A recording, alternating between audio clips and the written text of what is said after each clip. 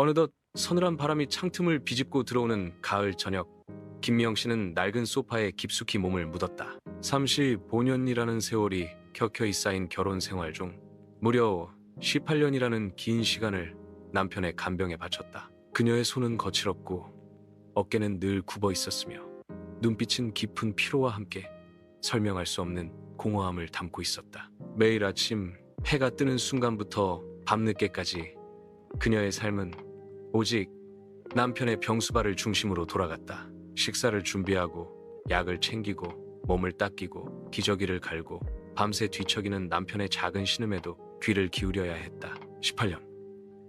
그 시간은 한 아이가 태어나 성인이 될 만큼 긴 세월이었다. 하지만 미영 씨에게 그 시간은 마치 멈춰버린 시계처럼 같은 장면이 끝없이 반복되는 무한한 굴레 같았다. 그녀는 가끔 생각했다.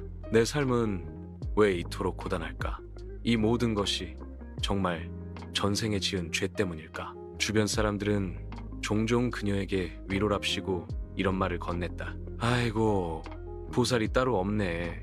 전생에 큰 덕을 쌓으려고 지금 이렇게 고생하는 거야. 혹은 전생에 죄를 많이 지어서 지금 업보를 받는 거라고들 하더라. 그러니 다음 생에는 편안하려면 지금 잘 견뎌야지.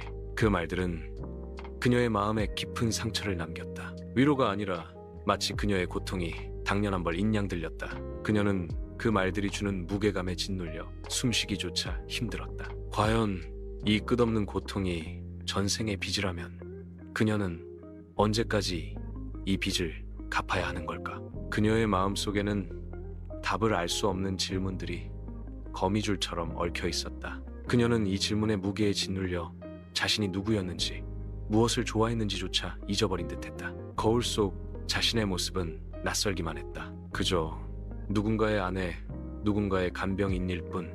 김미영이라는 이름 석자는 더 이상 그녀 자신을 온전히 담아내지 못하는 껍데기 같았다. 어느 날 그녀는 더 이상 견딜 수 없다고 느꼈다. 끓어오르는 분노와 함께 밀려오는 깊은 절망감에 그녀는 몸서리쳤다. 이대로는 안 된다는 강렬한 충동에 사로잡힌 그녀는 평소 존경하는 스님이 계신 산사의 문을 두드렸다. 굽이굽이 이어진 산길을 오르는 동안 그녀의 발걸음은 천근만근 무거웠지만 마음속에는 작은 희망의 불씨가 일렁였다. 혹시 이곳에서 이 고통의 의미를 찾을 수 있을까 하는 간절함이었다. 산사의 공기는 맑고 청량했지만 그녀의 폐부 깊숙이 스며드는 것은 차가운 공기만이 아니었다. 그곳에는 그녀의 오랜 고통과 절망이 응축된 듯한 무거운 침묵이 감돌았다. 스님과의 대면은 예상보다 훨씬 담담하게 시작되었다. 고요한 차 한 잔이 놓인 작은 방에서 그녀는 그동안 억눌렀던 모든 것을 토해내기 시작했다. 스님, 저는 결혼한 지 35년이 되었는데 그중 18년을 남편 간병을 하며 살고 있습니다. 그녀의 목소리는 갈라져 있었고 눈가에는 금세 물기가 차올랐다. 주변에서는 제가 전생에 죄를 많이 지어서 이런 업보를 받는 거라고 말씀들을 하세요. 그래서 후생에 또다시 이렇게 살지 않으려면 지금 참고 견뎌야 한다고 하거든요. 그녀는 떨리는 목소리로 자신의 깊은 의문을 털어놓았다. 정말 제 고통이 전생의 죄 때문일까요? 그렇다면 병원의 간호사들은 전생에 얼마나 죄가 많아서 간호사가 되었을까요? 간병인들은 전생에 얼마나 죄가 많아서 남의 가족도 아닌 사람을 돌봐야 할까요? 그녀의 질문은 날카로운 비수처럼 스님의 마음에 꽂혔다. 스님은 그녀의 말을 묵묵히 들으며 따뜻한 차를 한 모금 마셨다. 그녀의 질문 속에는 단순한 의문이 아니라 오랜 시간 쌓인 억울함과 분노, 그리고 삶의 부조리에 대한 깊은 회의감이 담겨 있었다. 미영 씨의 현실은 참으로 녹록지 않았다. 결혼 초기 17년 동안 남편으로부터 충분한 사랑을 받지 못했다. 남편은 무뚝뚝했고 가정에 소홀했으며 때로는 외도까지 일삼았다. 경제적으로도 무책임한 가장이었다. 그런 남편이 쓰러진 후 18년은 오직 간병으로 보냈다. 제 인생을 계산해보니 믿지는 장사예요. 이 믿지는 장사를 계속해야 하는 걸까요?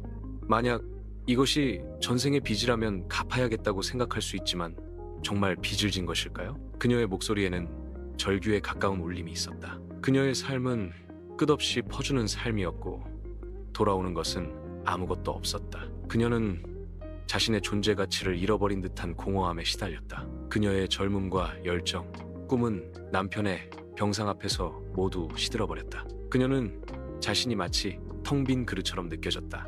아무리 채워도 채워지지 않는 끝없이 갈증나는 삶이었다. 남편의 병세는 더욱 깊어졌다. 치매의 중풍까지 겹쳐 의사 소견으로는 8년 정도 더 살 것이라고 했다. 게다가 지금도 술을 마시고 있는 상황이었다.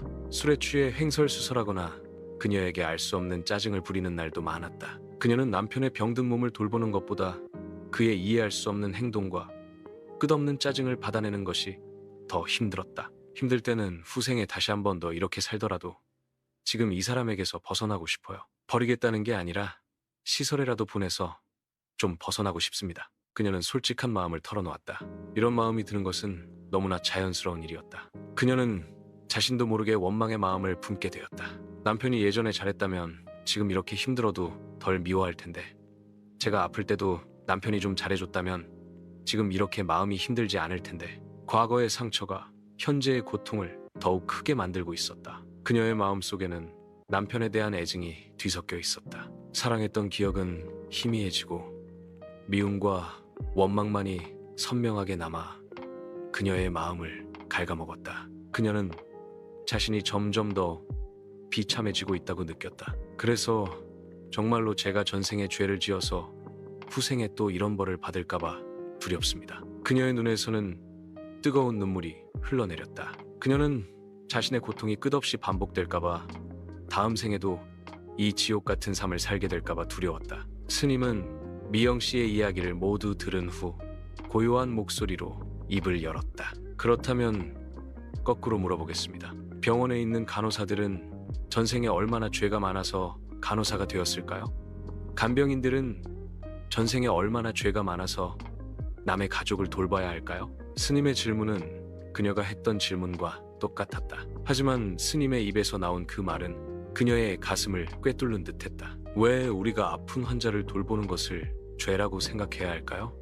아픈 환자를 돌보는 것은 좋은 일이잖아요. 스님의 말씀은 그녀의 고정관념을 깨뜨렸다. 그녀는 한 번도 그렇게 생각해 본 적이 없었다.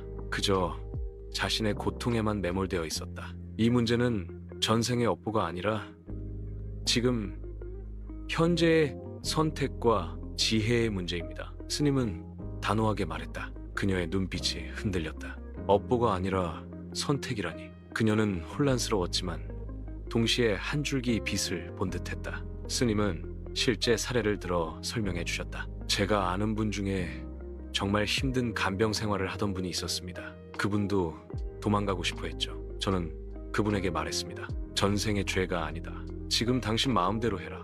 다만 떠나게 되면 이런 일이 있을 것이고 머물게 되면 이런 일이 있을 것이다. 스님의 목소리는 부드러웠지만 그 안에 담긴 지혜는 깊었다. 그분은 고민 끝에 끝까지 간병을 하셨습니다.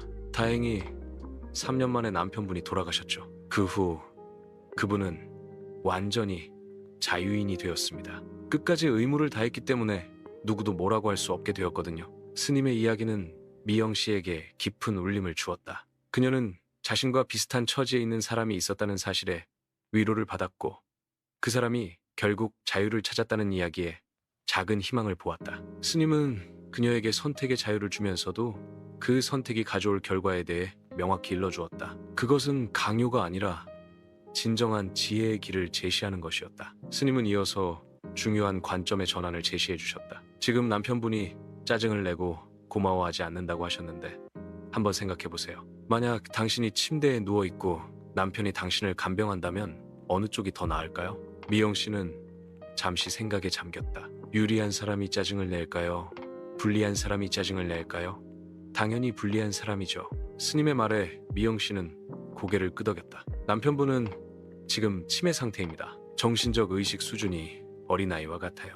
그런 분에게 정상적인 성인의 반응을 기대하는 것 자체가 무리입니다. 이 말씀은 미영 씨에게 큰 깨달음을 주었다. 그녀는 남편의 짜증을 자신에 대한 원망이나 미움으로만 받아들였다. 하지만 스님의 말을 듣고 보니 남편의 짜증은 그의 무력감과 두려움에서 비롯된 것일 수도 있다는 생각이 들었다. 당신의 남편은 지금 생존을 위한 기본 기능만 작동하는 상태입니다. 다른 사람에 대한 배려나 감사는 기대하기 어려워요. 이것을 이해하고 받아들여야 합니다. 스님의 말은 그녀의 마음속에 굳게 닫혀있던 문을 조금씩 열어주었다. 그녀는 남편을 미워하는 대신 그를 불쌍히 여기는 마음이 조금씩 생겨났다. 그의 짜증이 더 이상 그녀를 직접 겨냥하는 화살처럼 느껴지지 않았다. 그것은 그저 병든 영혼의 고통스러운 울부짖음일 뿐이었다. 스님은 전생의 업보라는 추상적인 개념보다 현실적인 해결책을 제시해 주셨다.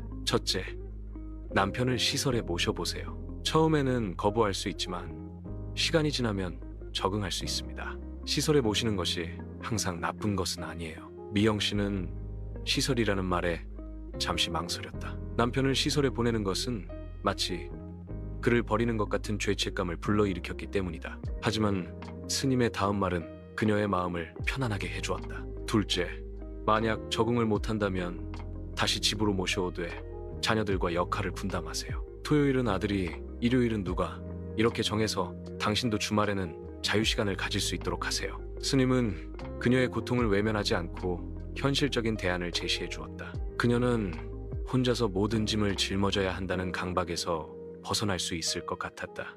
이것은 전생의 죄가 아닙니다. 신체 장애나 병은 죄가 아니에요. 만약 장애를 죄로 본다면 그것은 잘못된 불교 인식입니다. 스님의 가르침은 명확했다.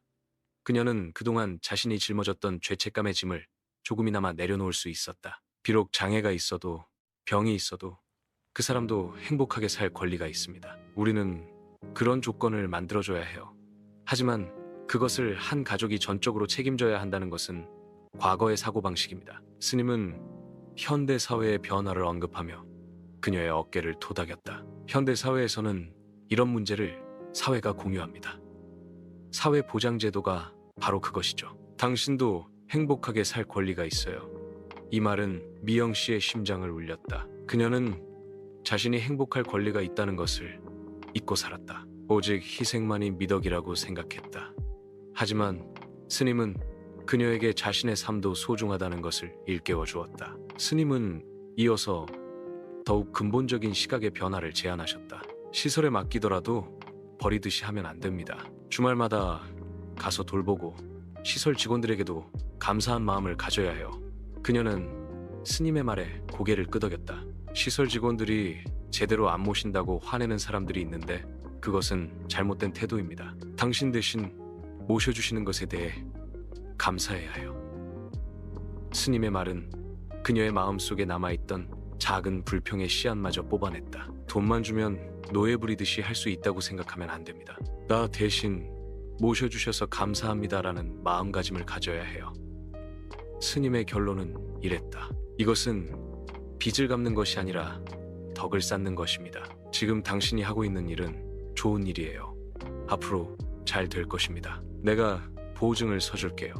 스님의 마지막 말은 그녀의 마음에 깊은 위로와 확신을 주었다. 그녀의 고통이 더 이상 무의미한 것이 아니었다. 그것은 덕을 쌓는 과정이었고 그녀의 삶은 여전히 가치 있는 것이었다. 그녀는 스님의 따뜻한 미소 속에서 오랜만에 진정한 평화를 느꼈다. 미영 씨는 산사를 내려오는 발걸음이 한결 가벼워진 것을 느꼈다. 그녀의 어깨를 짓누르던 무거운 짐이 사라진 듯했다. 그녀는 스님의 조언대로 남편을 시설에 모시는 것을 진지하게 고려하기 시작했다. 처음에는 죄책감과 망설임이 있었지만 스님의 말씀이 그녀에게 용기를 주었다. 그녀는 자녀들과 상의했고 다행히 자녀들도 그녀의 결정을 지지해 주었다. 남편은 처음에는 낯선 환경에 적응하지 못하고 불안해했지만 시간이 지나면서 조금씩 안정을 찾아갔다. 미영 씨는 매주 주말마다 시설을 찾아 남편을 돌보았고 시설 직원들에게 진심으로 감사하는 마음을 전했다. 그녀의 얼굴에는 오랜만에 환한 미소가 피어났다. 그녀는 더 이상 자신의 삶이 믿지는 장사라고 생각하지 않았다. 오히려 그녀는 자신의 고통을 통해 더 큰 지혜와 사랑을 얻었다고 생각했다. 그녀는 자신을 돌보는 시간을 가졌고 친구들과 만나 차를 마시며 이야기를 나누는 소소한 행복을 되찾았다. 그녀의 삶은 다시 흐르기 시작했다. 그녀는 여전히 남편을 돌보지만 그 방식은 달라졌다. 그녀는 더 이상 고통에 매몰되지 않고 자신의 행복을 찾아가는 지혜로운 여인이 되었다. 그녀의 이야기는 많은 이들에게 깊은 울림을 주었다. 고통을 무조건 전생의 업보로 여기는 것은 잘못된 생각이라는 것. 현실의 어려움은 지혜롭게 해결해 나가야 할 문제라는 것. 사회적 지원 시스템을 활용하는 것은 당연한 권리라는 것. 그리고 우리 모두는 행복하게 살 권리가 있다는 것을. 마지막으로 힘든 상황에서도 감사하는 마음과 긍정적인 시각을 잃지 않는 것이 얼마나 중요한지를. 미영 씨의 삶은 이제 새로운 시작을 알리고 있었다. 그녀는 자신의 삶이 더 이상 빚을 갚는 것이 아니라 덕을 쌓고 사랑을 나누는 소중한 과정임을 깨달았다. 그녀의 눈빛은 더 이상 공허하지 않았다. 그 속에는 희망과 평화, 그리고 자신을 사랑하는 따뜻한 빛이 가득했다.